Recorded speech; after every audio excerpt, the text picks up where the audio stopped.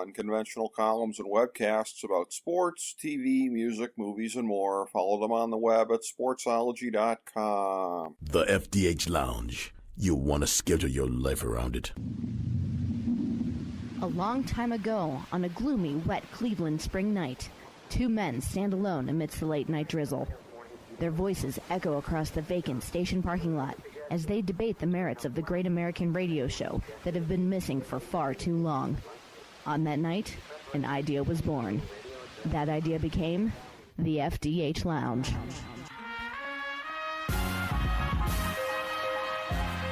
Welcome to the FDH Lounge. Timing is crazy. Timing is absolutely crazy. Nuts.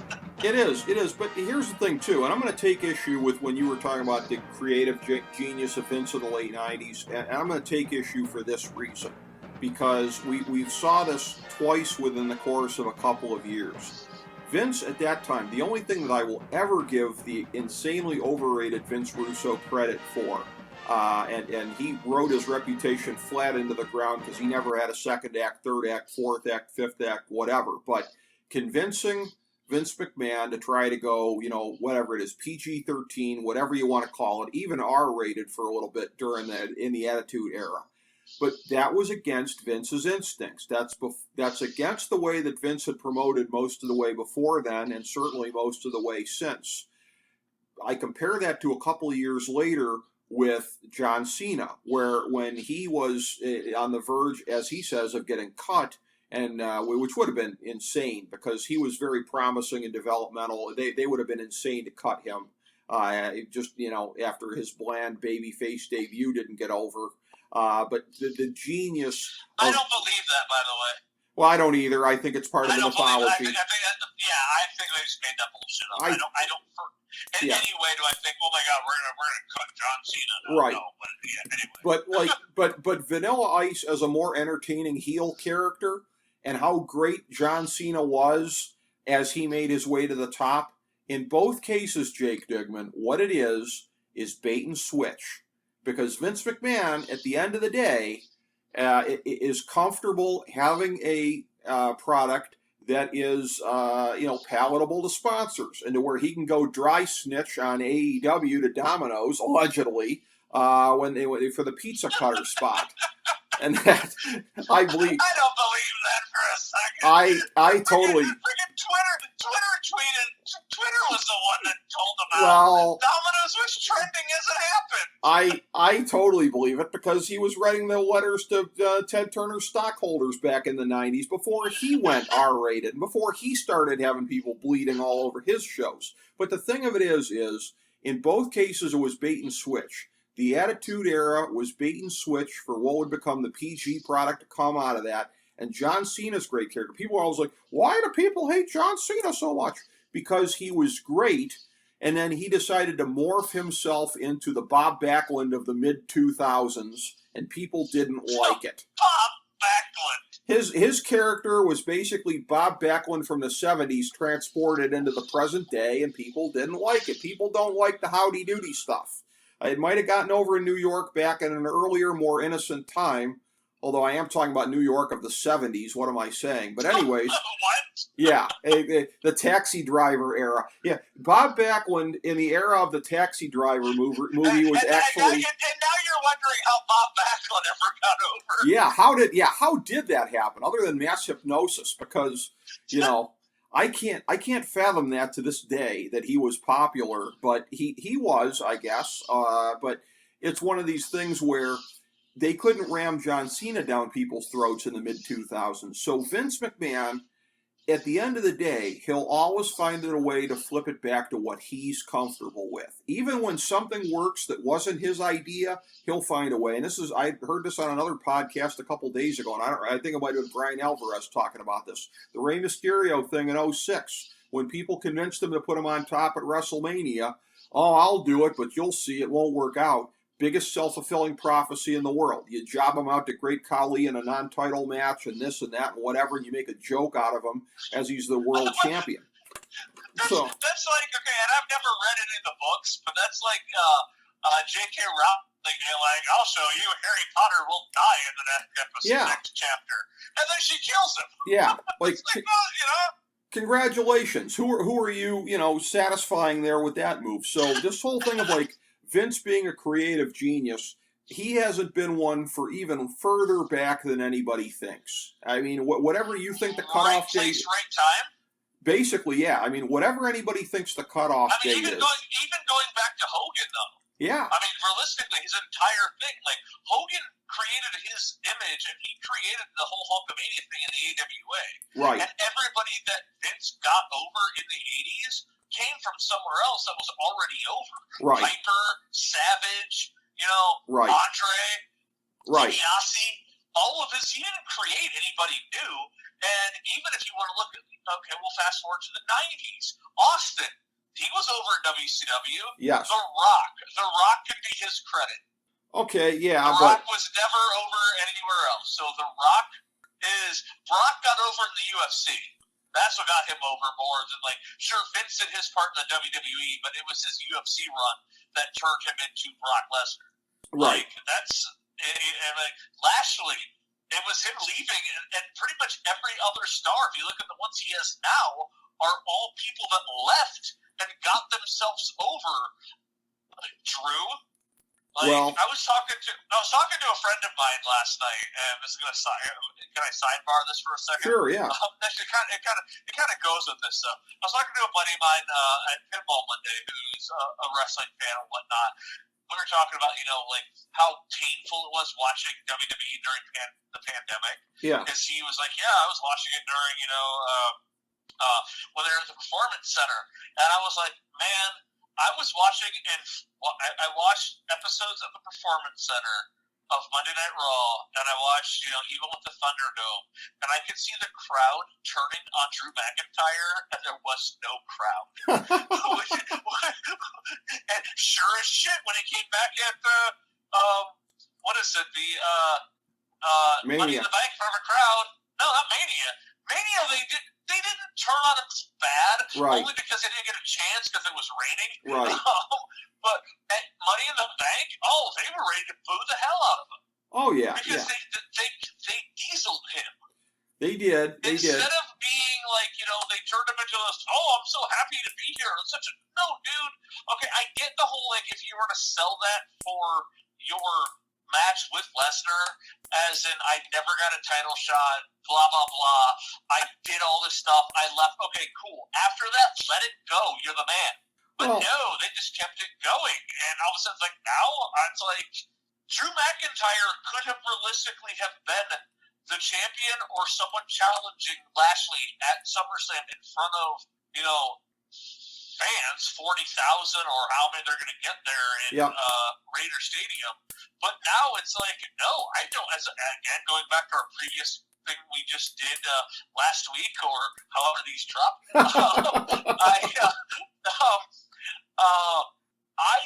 I have no interest unless he turns heel. I have no interest in seeing Drew McIntyre in a title situation. Well, yeah. So it's just one of those where it's like, it goes back to the visions of one man who, quite frankly, needs to take a step back. Oh, absolutely. Wrestling fans worldwide would agree with that. And the only thing I kind of think about this is you don't think he's going to do the sale, but I mean, if he doesn't intend on selling the company, what is the purpose of him doing all of these moves? Nonsensical, might I add. It's like, hey, everything we've built up NXT, everything we've built these programs on, gone. If they're not going to sell it, then what's his end game? He just works till he's dead. That is his end game. It's Vince McMahon. And the one thing I will say is, and why I think he's not going to sell, the one thing I will say is, and this is, as I say what you will, but at least there's a consistency to, he wants NXT to crank out guys that are in his vision, which, as you and I know, sucks, but at least it's in his vision. So when I say what you will about the consistency of it, I feel like I'm Walter in The Big Lebowski. Say what you will about the tenets of National Socialism, at least it's an ethos. But say what you will about Vince here, at least he's showing consistency in this. He wants the big gym dummies to come in and fit his vision of what he thinks the company is, and he thinks he'll still turn it around because he's a delusional old coot who, again, drinks his own bathwater about what a genius he's been over a period of time. And by the way, on Austin, even if Austin hadn't gone over in WCW, which he did, I wouldn't give him any credit for Austin getting over there anyways. Chili McFreeze, anyone? It was Steve Austin. Chili McFreeze! Yeah. Left to their devices, Steve Austin would have never risen above mid-card mechanic, which Jim Ross kind of admits that's what they brought him in as. Steve Austin got over completely on his own, without the machine behind him. And yeah, as far as it goes with Drew McIntyre, they jobbed him month after month to Bobby Lashley. If you were going to have him lose at WrestleMania, maybe have it be, I don't know, Lashley pulls out a ring post and clobbers him with it when the ref's not looking. But instead, Drew McIntyre loses to the equivalent of MVP going, "Hey, bada bada, swing bada bada." And that's what he loses on. We were watching it here, and I was doing commentary on Drew McIntyre, and it was hilarious. I may or may not have been drinking, and we're watching the show, and we're sitting here, and I'm like, "I'm Drew McIntyre. I'm gonna fight. I'm gonna take him down. Oh no, I'm this move. I'm gonna take a nap right here. Oh, I guess I am. I sleep now. Night night." Yeah. I was like, "That's not what I expected at all." Well, yeah. But, all right. Well, and it was. I guess that's what you're gonna. I mean, that's cool. I mean, okay, it's a catch-22 on this because I actually like Lashley more than McIntyre, only because I don't know. I can tell you why. Because the reason why I am the listed under MMA under the dignitaries of the show.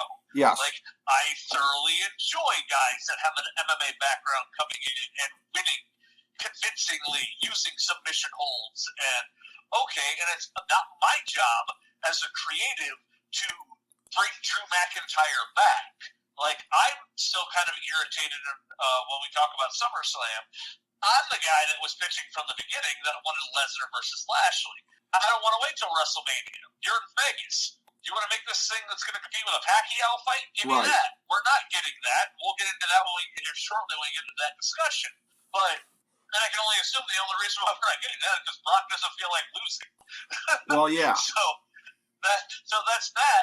And I don't also, he doesn't want to shave off his man bun. Yeah, Brock, I called out your man bun. Come find me.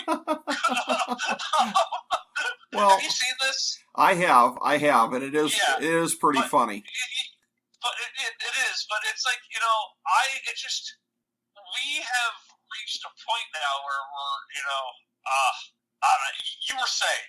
Yeah, I mean, in looking at this, again, I just really think that, and again, and I'm not as much into Lashley as you are, because he might be an MMA guy, but it's not like he's getting in there and putting on a show like our guy Stipe would be if he was a pro wrestler. Lashley, to me, more so fits in the mold of big Jim Dummy. That's what he more wrestles like. He's a muscled up guy. I don't even see much in the way of MMA presentation with him. He's just another musclehead to me without a whole lot of mobility. I don't find him entertaining. I mean, Bobby Lashley's not the guy for a work rate guy like me. I freely admit that. I'm a work rate guy. He doesn't have it. He doesn't have much in the way of cardio to be able to go the distance. So would you say, just curiosity, do you think Brock's work rate is better than Lashley's? I think it is. I think it definitely is. I mean, and, Brock is more polished in that way. Brock also has gotten into more of a lazy formula over a period of time and just working sprints and everything like that. So Brock, to me, he's trying to do the less is more thing, and it's not working for me. But yes, I would have much rather seen that than him versus Goldberg. Which, since we're doing this here, let's just blow through what we know of the SummerSlam card. We've already crapped on a couple of these things already. Roman Reigns and Cena, foregone conclusion. Lashley, Goldberg, foregone conclusion. Nikki. Okay. Hang on, go back though. I think that Roman Reigns and Cena will deliver the goods. It will be a good match. It'll be entertaining. It might be over Bookamania, but it'll be entertaining. Nikki, Charlotte, Rhea, it looks like a foregone conclusion to get Charlotte another championship match here, unless that's the reason Ric Flair quit, is because Nikki's going to go over again, which I doubt. Honestly, if anybody was going over here, I'd say it should be Rhea. I'm a big mark for Rhea. She shouldn't have lost to Charlotte at WrestleMania a year ago anyway. So, but I also agree on that. But they don't know what to do with her on the main roster. They have no idea what to do with her. Again, it's one of those things where it's like, it goes back to the whole thing now where it's like, maybe that's the reason why Vince fired everybody on NXT and issued stupid edict, because nobody wanted to come work for his other brands. Like, we don't want to go work for you. You know what you're doing. Yeah, exactly. And Hunter can only protect him for so long, and right now, like, all bets are off. I mean, yeah. That yeah. Well, you said. Dare I say? I mean, maybe if they get Rhea a better entrance song, then "This Is My Brutality." That's my brutality. I mean, that's the entirety of the entirety of the song. Maybe we could start there, but I still don't think it would help with her push. The Usos and the Mysterios, I yawn. I just a couple guys that I don't really need to see on my TV screen. The only one out of the four that I would say I would still like to see is Rey Mysterio, and even he's kind of wearing out his welcome to me at this point. I could have sworn you were going to say Jimmy Uso. I don't even know. Main event Jey Uso? What? I don't even know which of the two got the DUIs. Is it Jimmy? Jimmy is the one, and Jay's the one who's been coming to work. That's the one where when The Rock comes back and he does the promo, it should be, which one of you two guys is the one with all the DUIs, anyways? That'd be great. He went to a Roman pizza, but that's a whole other conversation. That would be incredible. That would. Look, the one thing that I think is going to deliver when I look at any of this, Bianca and Sasha. It delivered at WrestleMania. It's going to deliver here. I'm not so sure how I feel about Sasha being, jammed into the role of heel, because she's at the point where I think it's hard to get people to boo her. So that might kind of color the way that this goes a little. And no pun intended whatsoever when I say color how this goes. But as far as the reaction or whatever, I don't know. But the match is going to deliver the goods because of those two.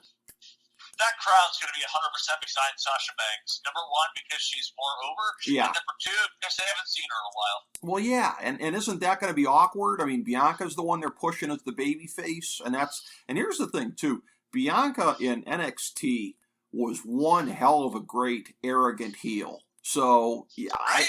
They may. I think they missed the boat on that. Again. You know what though? She should be that arrogant heel. I'm better than you, but I mean, I don't know. I just saw her doing a commercial during Raw. I think it was Raw last night. She did a commercial with her and Montez Ford were buying stuff delivered from Dollar General, and I was like, who is this pitch to? Right, yeah. It's like, what? Aren't you supposed to be the EST?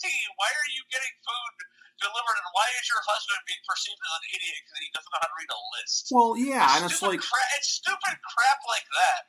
Look at this company, and I'm like, you may not think that it's a big ordeal that you're having your African-American women's champion ordering delivery from Dollar General and your husband is a moron, but it makes you look racially insensitive in a company that has been racially insensitive or a business has been racially insensitive since, well, let's hope no one looks into wrestling. Well, exactly, and I hope the way that I characterize this doesn't get me canceled by anybody, but to characterize, what I'm about to say, Bianca's character in NXT wasn't she doing a little bit of the Black Princess kind of a thing of better than you and whatever? That's not the character that should be doing a Dollar General commercial, even if you're a baby face. No. Right? No. And it's the same thing as, like, quite frankly, like Sasha Banks should not be doing that. Hell, Becky Lynch should not be doing that. No. Could you imagine the Charlotte Flair and Andrade ordering food from Dollar General?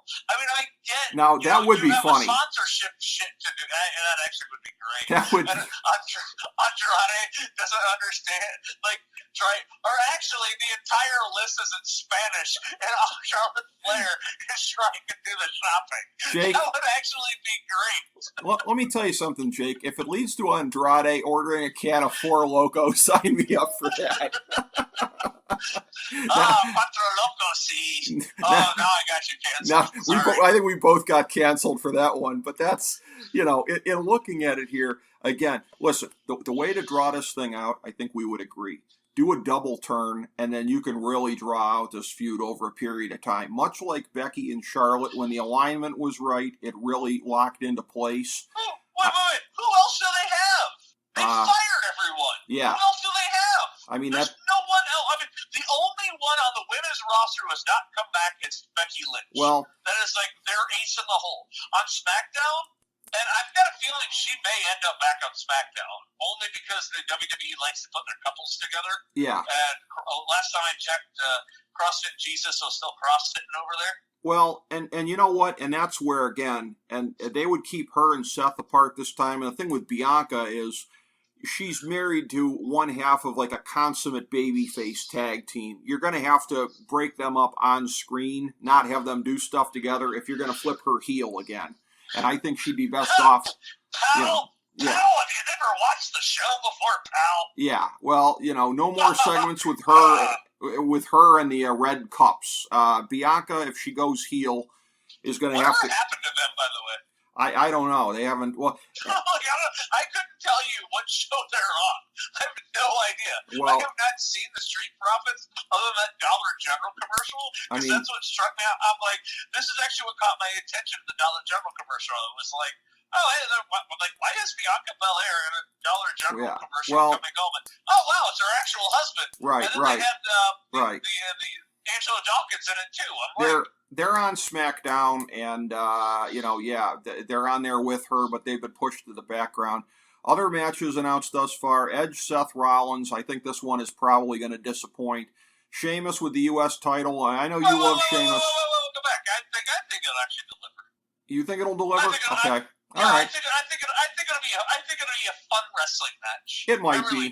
It might be. I think Edge and Rollins. I mean, in front of a crowd, Edge. It's one of those. I mean, as much as we want to crap all over the WWE, I'm also one of those people. As I get older, the more I see guys that can still go. Right. I'm looking at you, Goldberg, and are still like Edge's match with Roman was good. Right. Like it was entertaining wrestling. Would you agree?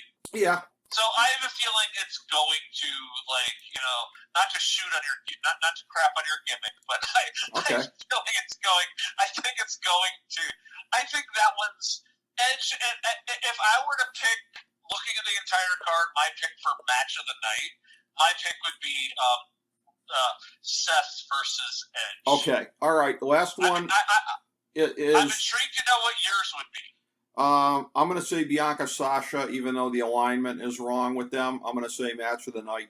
Sheamus, your boy, defending the U.S. title against Damian Priest. I'm 5 years past the point, maybe 8 years past the point of ever needing to see Sheamus ever again. He's just worn out his welcome with me. And that's irrational because there's a lot worse workers on the roster, but he just has go-away heat with me. Damian Priest, I do think with this sort of Razor Ramon 2K21 thing here, I think Damian Priest is somebody that has a chance to be one of the big up-and-coming stars if they don't screw it up. And much like Razor Ramon in the early 90s when they didn't have much in the way of star power, there wasn't much to hold him back, even with all the issues he had. By all accounts, Damian Priest doesn't have any of the issues, thank God, that Scott Hall / Razor Ramon had back in the day. I assume this is if you use the term coronation, can there be a coronation for a mid-card title? But having Damian Priest win the U.S. title at a big event here, again, knowing them, they'll probably blow it and keep it on Sheamus here for no good reason. I actually, about a month and a half ago when we first entertained the idea of doing this, one of my fantasy matchups that I booked was I showed to a couple friends of mine who are wrestling fans my fantasy card, and this was on there. It was Sheamus versus Damian Priest. All booking logic says Damian Priest should win and win the United States Championship, which is the reason why Sheamus will retain and Damian Priest will win in some kind of stupid gimmick match at the next pay-per-view because creative? But, he should win in front of this audience, in front of, we shall see. And then the rest of the card is kind of, up in the air, a mystery. Well, I sent you off I said to you off the air, and I didn't get your response, which was the idea of instead of doing my idea was Damian Priest versus Bobby Lashley and Finn Balor versus Roman Reigns, and the idea of like, hey, we're actually trying to look towards the future, and then Goldberg versus John Cena in one of those kind of like Hogan Michaels, where there's no belt. It's just like two big stars from eras coming together to get people who, the casual fan, to tune in. I agree. And you agree with something like that? Oh, it'd be much better than the crap we're getting. No question about it. No question. Just the top two matches are like, okay, like, here's what's going to happen. Either it's going to be predictable and we're right and we're okay with that, or it's unpredictable and we're wrong. And I could actually, if either one of the two champions were to lose their title, which one would you prefer? My answer is Roman Reigns and John Cena, and then John Cena losing the belt like that month to whomever. I totally, depending on how they do it. I totally agree with that. That's the way to go. And if there is going to be an outcome, that's the one that's more likely. But I will say this: in terms of Goldberg, he has gotten title matches at SummerSlam this year and Royal Rumble, which means if we go back to February of 2020, when everyone was second guessing the company, us included, for taking the belt off of Bray Wyatt and putting it on to Goldberg, who knew that they were actually putting the title onto the guy who had more of a substantive future in the company, Jake Digman? Isn't that depressing? That is very depressing. You have no idea how bad of a sad conversation that is here. I actually am looking at in my toy museum right now. I'm looking at my Firefly Funhouse collection here that I've added things since to, and it's just one of those where you kind of like, what on earth are you thinking? However, how we can make things go full circle. And we even mentioned him on the AEW show. Yes. Bray Wyatt, or as I like to call him now, Wyndham Wyatt or Wyatt Wyndham. Right. I think Wyndham Wyatt has a much better ring to it. With the creative freedom, yep. We're going to see how much of that was him and how much of that was other people. You and I have had off-air conversations about where the origins of his original gimmick came from, and it's kind of cool. And that's a private thing. Y'all don't know about that. That's true. I would like to believe, and actually I know for a fact, that he helped contribute a lot to the original concept of it. Right. So that's a guy that pops up in AEW. I can't believe we forgot about him in that chat. It's like, how do you let him go? True, but the thing about him or Braun Strowman is that if you have them in a company, and let's keep in mind too, AEW, just about everybody there on a per capita basis is smaller physically than in WWE. You are landlocked with them. They got to be at least upper mid card at all times. So you're feeding a lot of people to them if they're going to be in your company, for them to keep their credibility and earn their pay. And that's something you have to think about. And that's where I would maybe think twice about that, because you can't really afford to do that, to have guys who have to keep taking, W's over your other, marketable stars.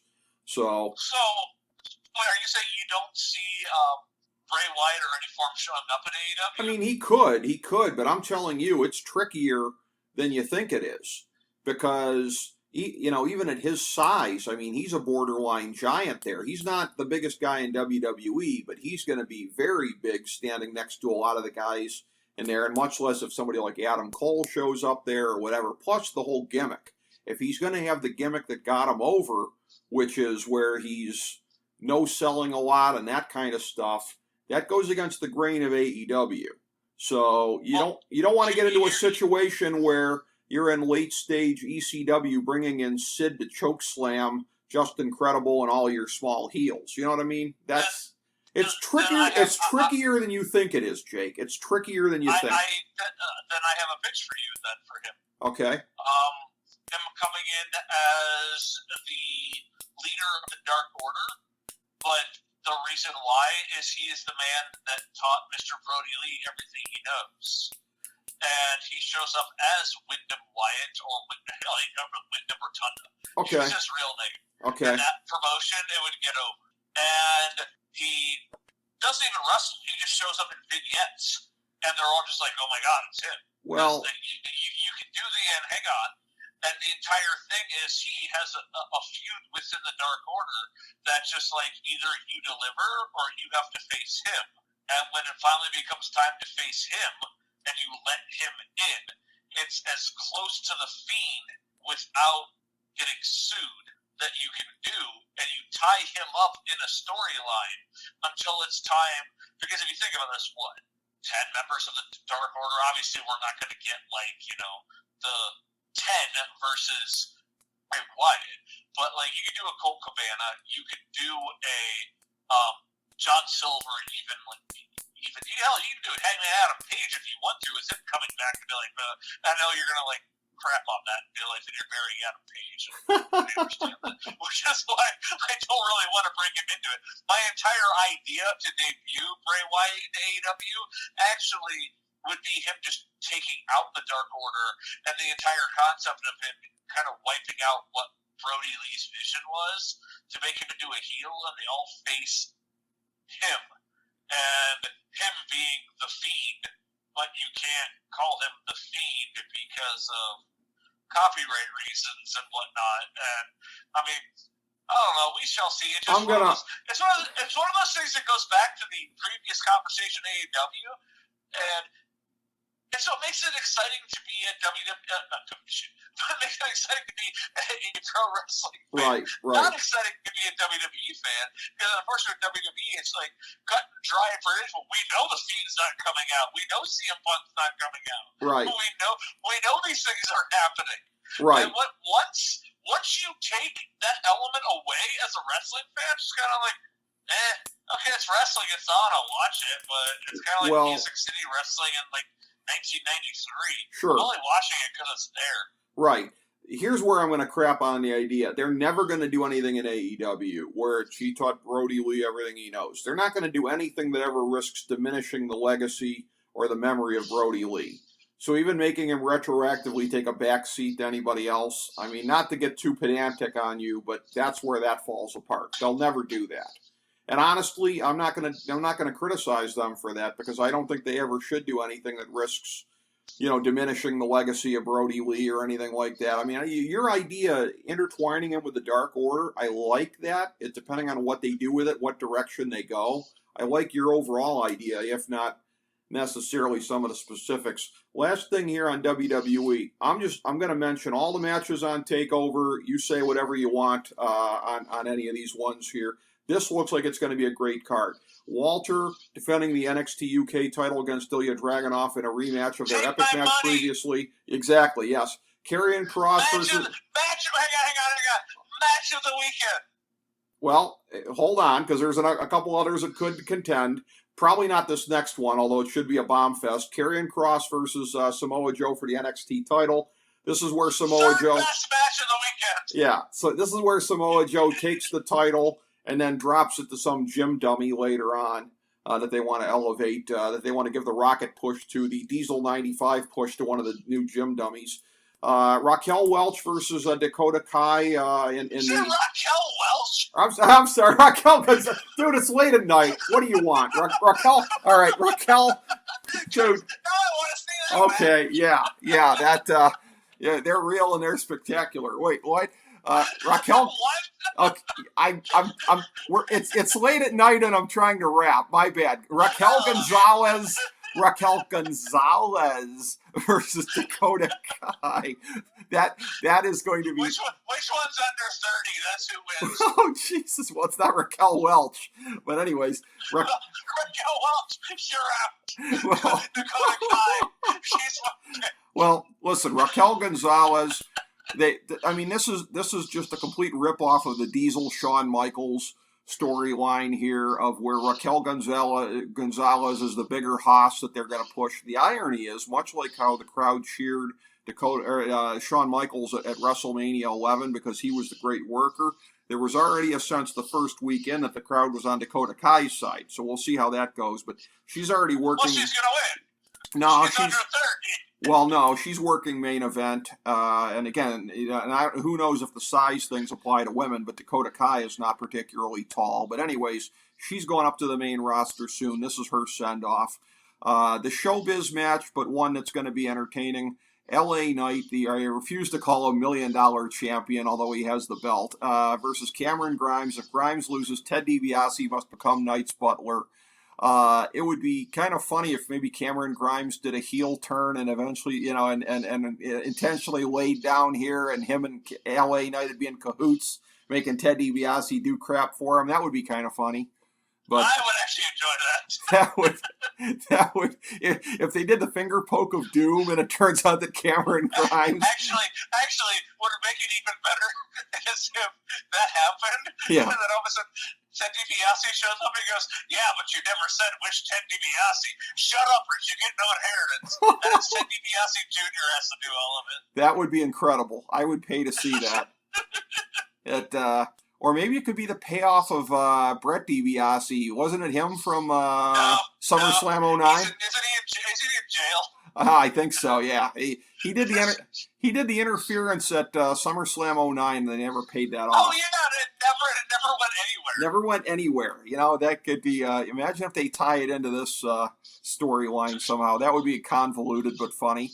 And then 2 out of 3 falls match. Cole and O'Reilly. There was talk that it could be a loser leave town match if they wanted to try to work the sheets into it, but apparently it's just going to be 2 out of 3 falls. Number 1, singles match.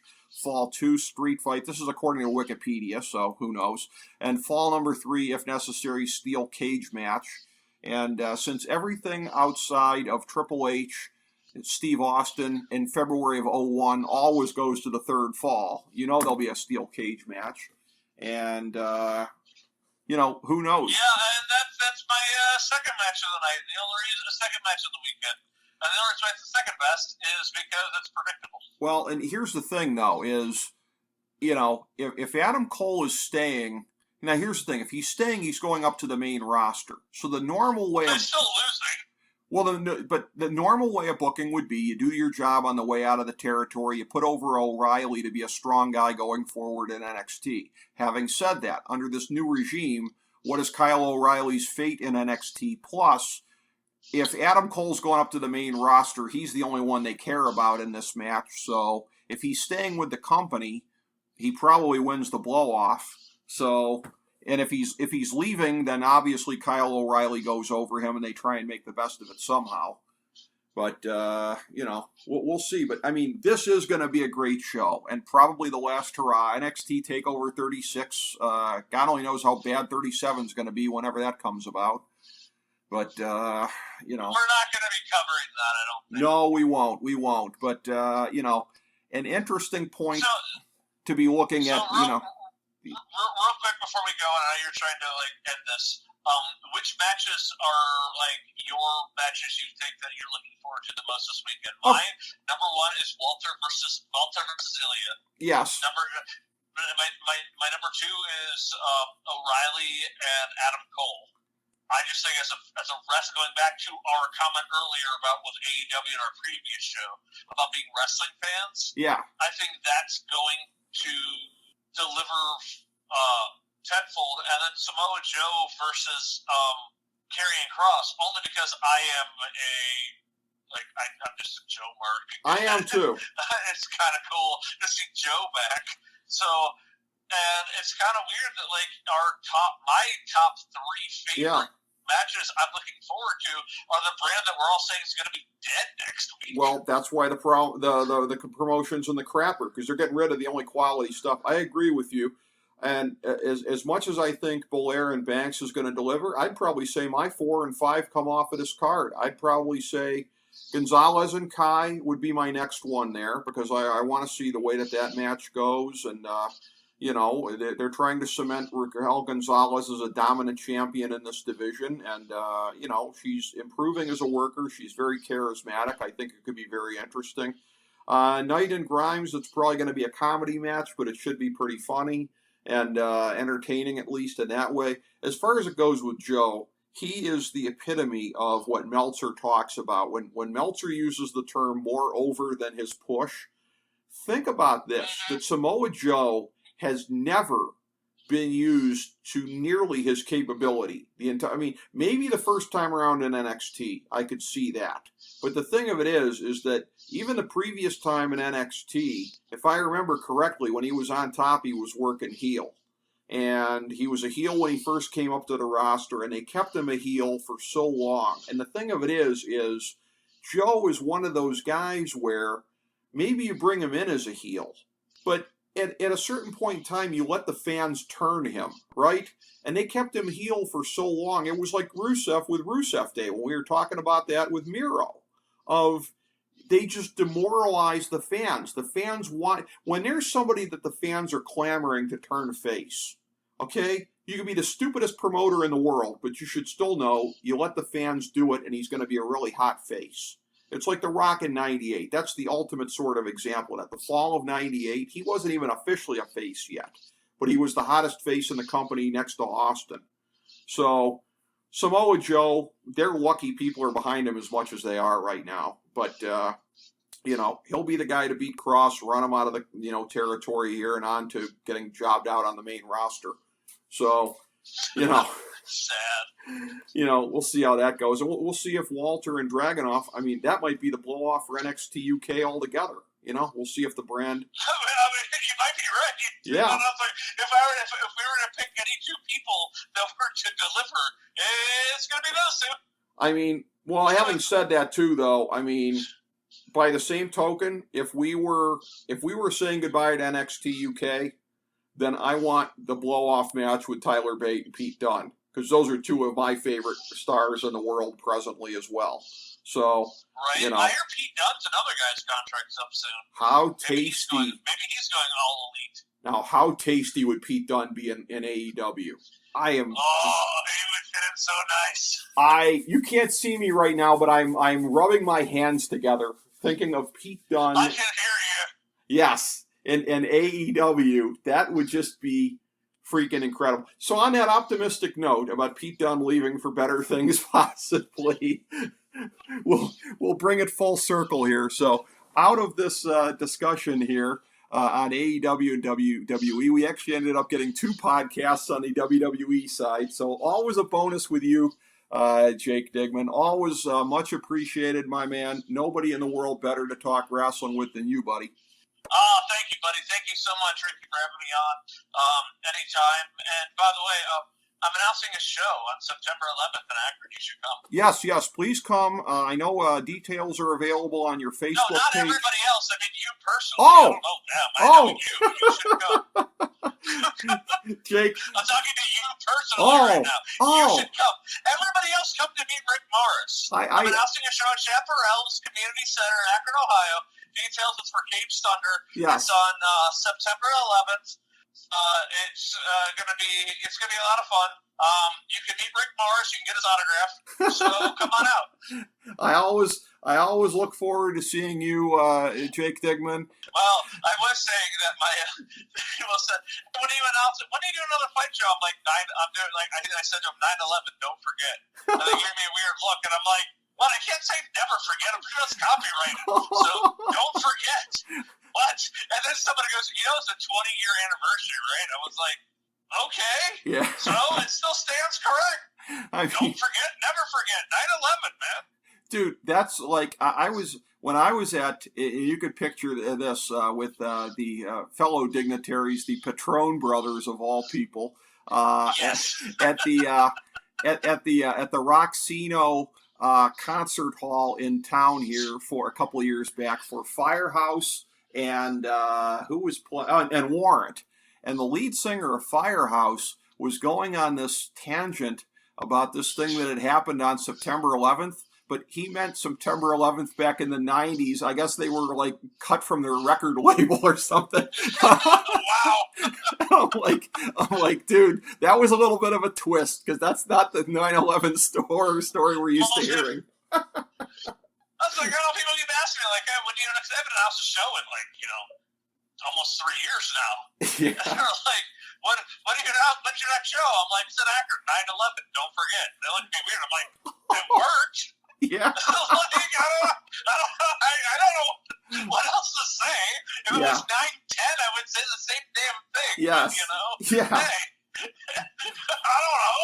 I mean, come on, Jake. You didn't use. It's not like you said to anybody, "Let's roll." I mean, that would be in bad taste. If there's anything about me, bad taste is not one of them. And on that note, I will bid you adieu. There you go, my friend. Thank you so much for your time, and thank you, everybody.